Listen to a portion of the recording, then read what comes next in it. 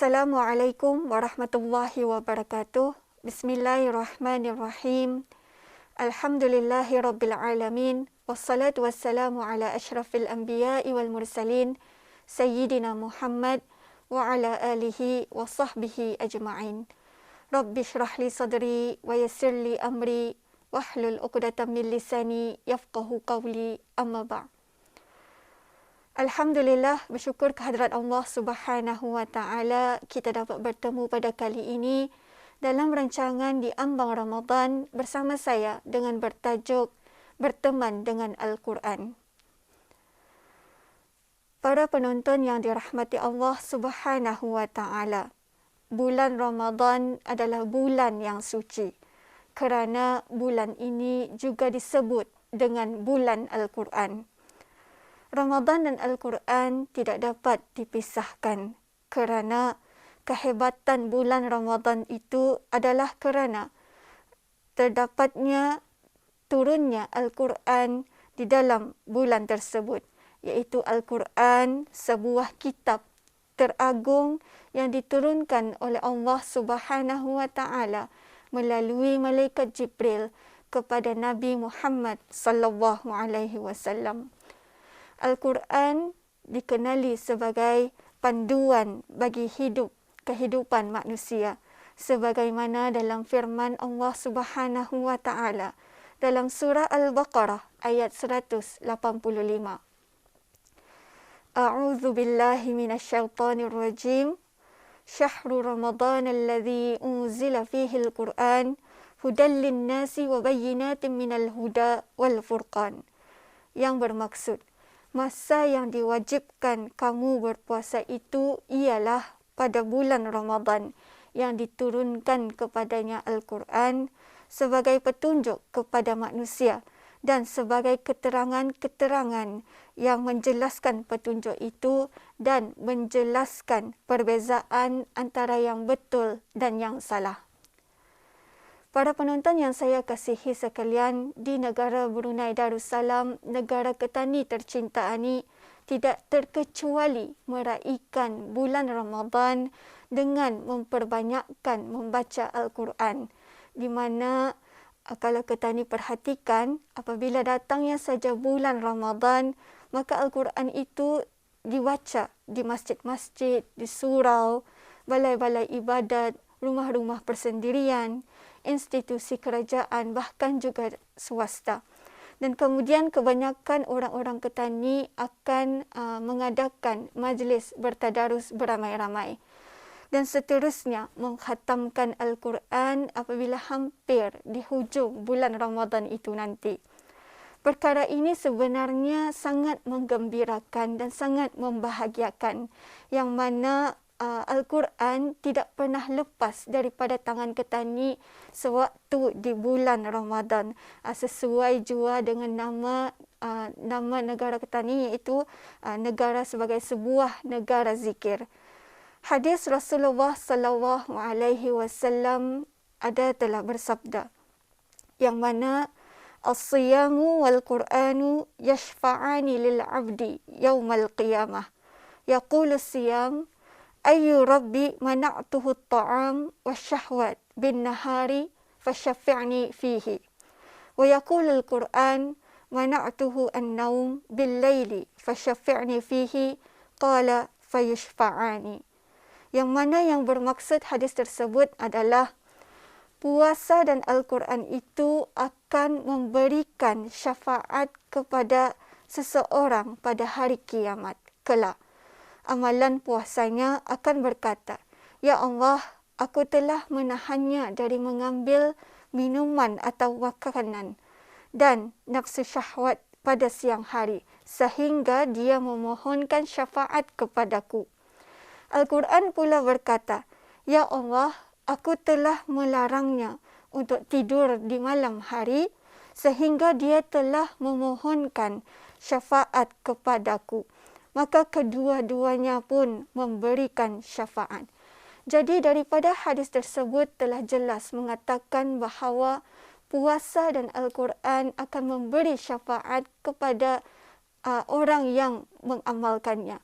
Jadi untuk itu apa kata Ketani, jadikan Al-Quran sebagai teman Ketani.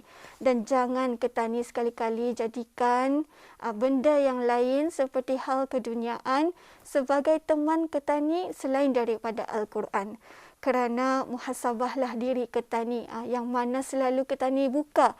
Adakah handphone Ketani dulu ataupun Al-Quran Ketani yang selalu Ketani buka pada setiap hari kehidupan Ketani. Jadi untuk itu ingin saya mengajak berteman dengan Al-Quran akan memberi kebaikan kepada diri Ketani, kerana Al-Quran itu akan memberi syafaat kepada pembacanya.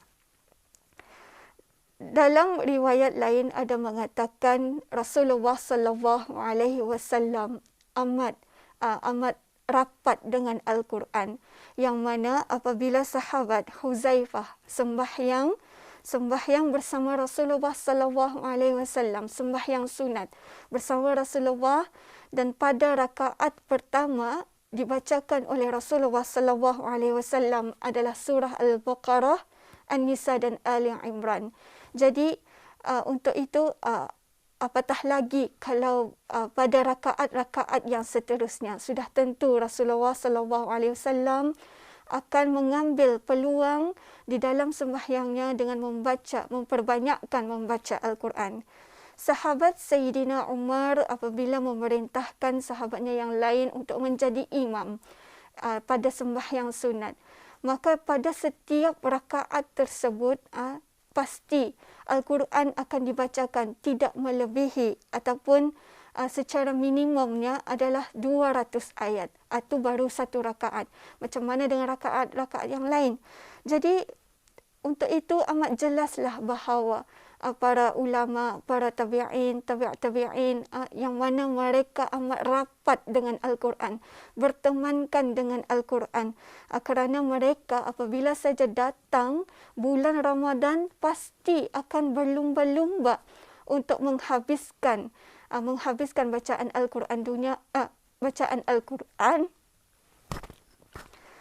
Pasti saja mereka akan menghabiskan membaca Al-Quran sebanyak yang mungkin, kerana mereka mengetahui betapa besarnya fadilat bagi orang yang membaca Al-Quran di bulan Ramadan.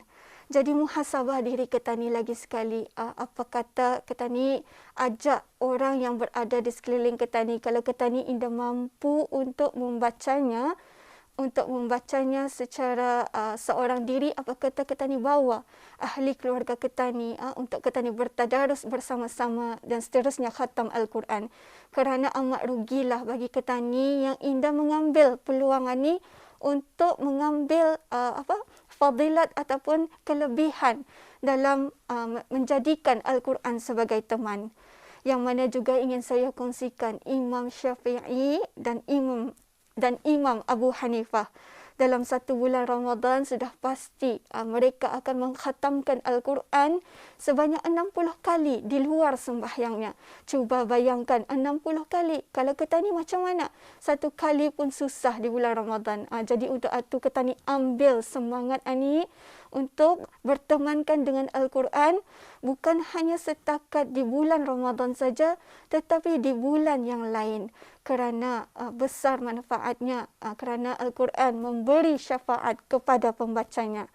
Jadi orang yang menyibukkan diri dengan Al-Quran, Al-Qurannya di tangan-tangan adalah orang yang baik, orang yang lebih baik daripada orang lain, yang mana terdapat dalam hadis Rasulullah sallallahu alaihi wasallam, khairukum man ta'allama al-Quran wa 'allamah, yang bermaksud sebaik-baik kamu adalah orang yang belajar Al-Quran dan mengajarkannya.